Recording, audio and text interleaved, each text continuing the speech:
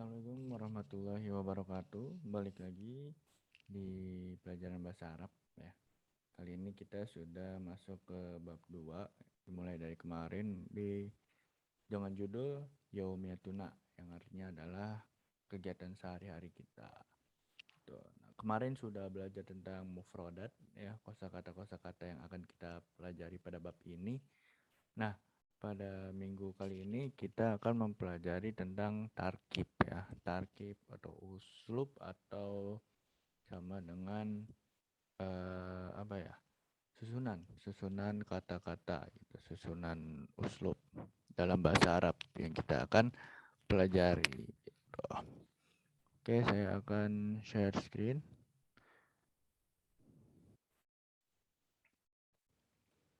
Kelihatan ya.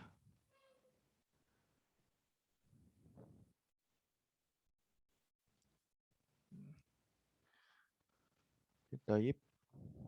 Nah, pada uslub atau tarkib kali ini kita akan membahas tentang jamak. Oke. Sebelum masuk ke jamak, agar kita nyambung nih, kalian lebih mengerti lagi, kita akan menyinggung sedikit tentang al-kalimat. Nah, ini materi kita pada minggu ini, yaitu yang pertama ada al-kalimah, atau dalam bahasa Indonesia adalah kata. Yang kedua ada jamak. Oke, anak-anak semua. Yang pertama itu adalah kalimat. Kalimat kalau dalam bahasa Indonesia itu adalah susunan dari beberapa kata, kan SPOK, jadi panjang gitu. Biasanya kalimat tuh diakhiri dengan titik. Nah, tapi dalam bahasa Arab al-kalimah ini adalah sama kayak kata dalam bahasa Indonesia. Jadi dia hanya satu kata saja, nggak banyak, nggak diakhiri dengan titik juga seperti di Indonesia gitu. Nah, al-kalimah ini mempunyai definisi, yaitu lafadz yang mempunyai makna. Gitu. Contohnya adalah madrasatun, maknanya adalah sekolah, daftarun, buku, kolamun, pulpen, baitun, rumah. Itu semua adalah al-kalimah atau kata. Nah, al-kalimah ini dibagi menjadi 3. Al-kalimah dibagi menjadi 3. Yang pertama adalah nih, ya. Yang pertama ini adalah al-ism. Al-ism atau isim biasa kita sebut. Isim ini adalah kalimat yang menunjukkan makna, yang mempunyai makna ya, tetapi dia tidak terikat dengan waktu gitu. Dia hanya mempunyai makna tapi tidak terikat dengan waktu. Contohnya adalah nama orang, misalkan Muhammad, Ali, terus mudarris, guru, tilmiz, tulab, siswa, terus daftarun tadi buku, syamsun matahari, komarun bulan artinya. Tuh, jadi hanya satu kata yang mempunyai makna tetapi tidak terikat dengan waktu. Nah, yang kedua ini yaitu adalah fiil. Beda sedikit dengan isim. Fiil ini adalah lafaz atau kalimat yang mempunyai makna, terkandung makna di dalamnya, tetapi fiil ini terikat dengan waktu. Gitu. Kalau isim tadi tidak terikat waktu, kalau fiil terikat dengan waktu. Nah, fiil ini nanti kita akan pelajari di pertemuan selanjutnya. Oke. Yang kedua adalah harf. Harf atau huruf ya. Nah, ini sama, sebenarnya sama di dalam bahasa Indonesia juga ada huruf, dan sama seperti di bahasa Arab juga ya. Huruf itu biasanya kayak alif, ba, ta, sa gitu. Tapi kalau dalam bahasa Arab nanti dibagi lagi. Nah, ada huruf yang mempunyai makna, ada huruf yang ya hanya huruf doang gitu aja. Jadi ada mabani yang benar-benar hanya huruf doang, abad asa, ada yang ma'ani, huruf yang tetapi dia mempunyai makna. Oke, kita hanya lewat saja ya di fi'il dan harf. kita lebih fokus sekarang kepada ini apa?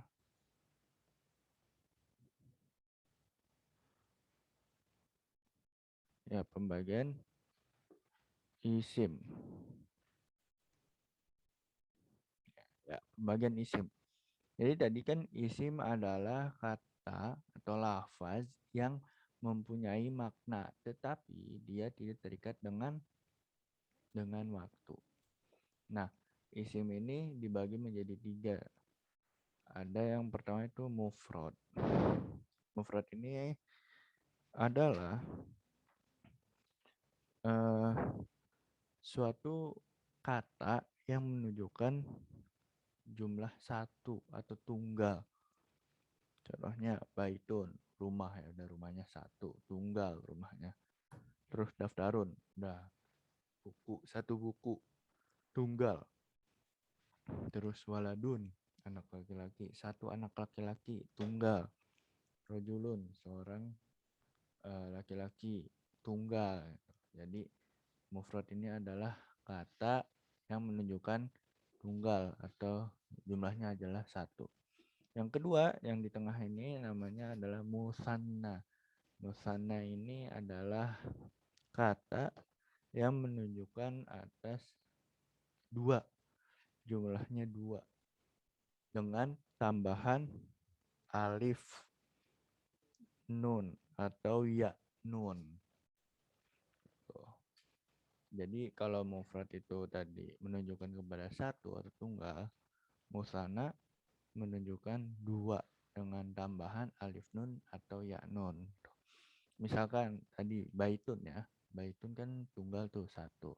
Kalau misalkan mau dijadiin musanna atau dijadiin jumlahnya dua rumah, tinggal ditambahin alif nun atau ya nun.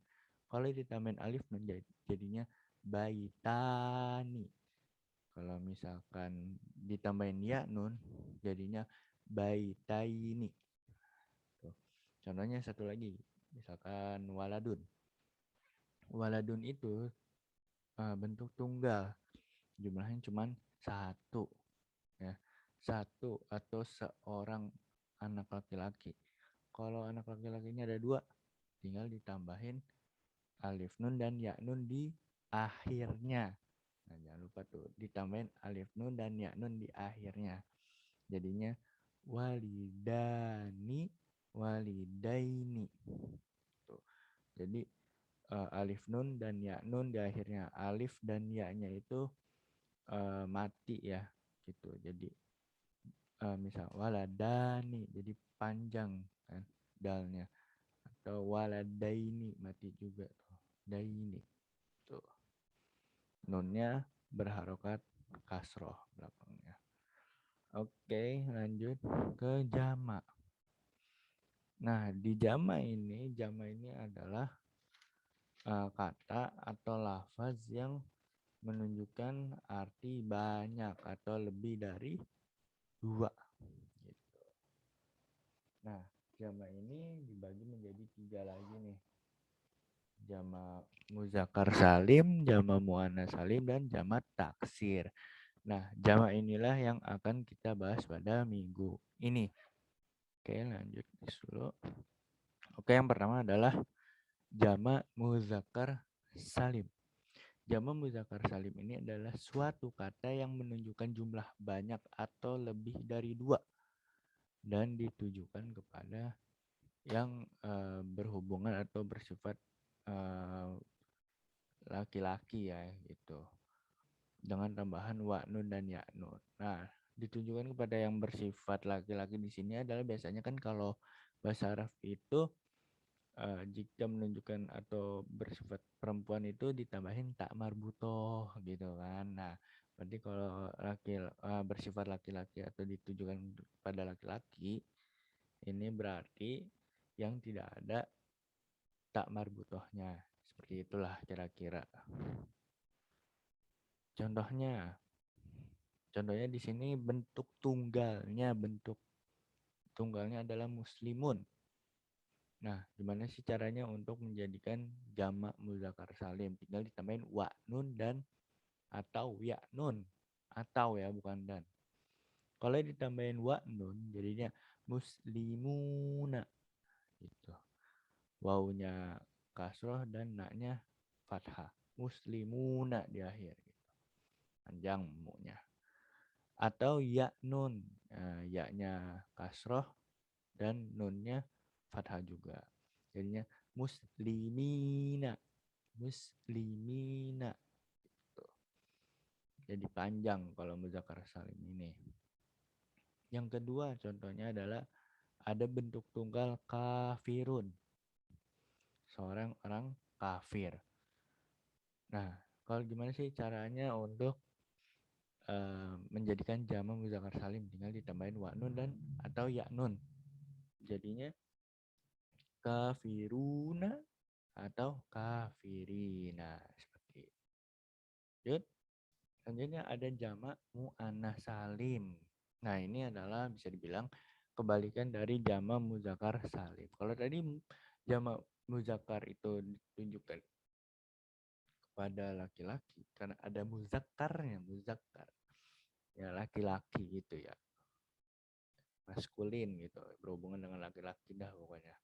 Ini sekarang ada jamak muannas. Muannas itu biasanya berhubungi dengan perempuan gitu, yang feminim gitu, itulah istilahnya. Jamak muannas salim suatu kata yang menunjukkan jumlah banyak atau lebih dari dua dan ditujukan kepada perempuan dengan tambahan alif ta di akhir. Ingat semuanya tambahannya di akhirnya. Gitu ya. Nah, contohnya yaitu solihatun. Solihatun ya. Solihatun ini kan bentuk tunggalnya ya. Nah, terus kalau misalkan mau dalam bentuk jamaknya ya, benar. Kalau mau dalam bentuk jamaknya solihatun kan. Nah, solihatun itu kan ada tak marbuto ya di belakangnya. Jadi tadi yang saya bilang tak marbuto itu adalah menunjukkan bahwa itu menunjukkan perempuan tuh atau feminim. Maka masuknya kalau ada tak pokoknya kalau ada tak marbutoh di belakang dalam bentuk tunggalnya itu kalau mau dijamain kalau mau dibuat ke bentuk yang jamak plural, nah itu adalah ditambahin alif ta gitu. Oke, tadi solihatun menjadi solihatun. Nah, alif ta. Sama tadi misalkan yang di muzakkar salim kan contohnya kafirun. Nah, sekarang kafirotun tuh contoh kedua ya. Kalau kafirun tadi seorang kafir laki-laki. Kalau kafirotun adalah seorang kafir perempuan. Gimana caranya untuk menjadikan jamak? Karena ada tak marbutoh dan menunjukkan perempuan, maka kalau dijadiin jamak masuknya ke jamak muannats salim. Jadinya ditambahin alif tak. Nah, ini mohon maaf ya. Ini salah tulisannya. Harusnya pakai tak biasa, tak yang perahu, tak temennya ba ya. Kafirotun. Jadi taknya sama kayak yang di atas yang solihatun. Bukan pakai tak marbutoh. Mohon maaf ya. Kita lanjut ke jamak taksir. Jamak taksir ini adalah jamak yang bentuknya itu berubah dari kata tunggalnya atau bentuk mufradnya gitu. Nah, ini yang mesti dihafal oleh teman-teman semua gitu karena ini tidak bisa dibuat tapi sudah ada tatanannya, sudah ada bentukannya. Tinggal kita harus menghafalnya gitu. Yang pertama itu ada waladun. Waladun itu adalah seorang anak, seorang anak ya, laki-laki ya, karena nggak ada damar butohnya. Nah, kalau misalkan waladun ingin dirubah ke bentuk jamak, nah jadinya adalah auladun. Enggak semua kata mempunyai bentuk jamak taksirnya ya, gitu. Hanya beberapa saja gitu. Jadi apa beda jamak taksir dengan jamak muzakkar salim? Kalau misalkan dia mempunyai bentuk jamak taksir, maka kalau jika ingin dirubah ke bentuk jamak, dia masuknya dirubahnya ke jamak taksirnya gitu. Tapi kalau misalkan dia tidak mempunyai jamak taksir, dia masuknya ke jamak muzakkar salim ya. Selama itu tidak mempunyai tak marbutoh di akhirnya dan tidak mempunyai jamak taksir, maka masuknya ke jamak muzakkar salim.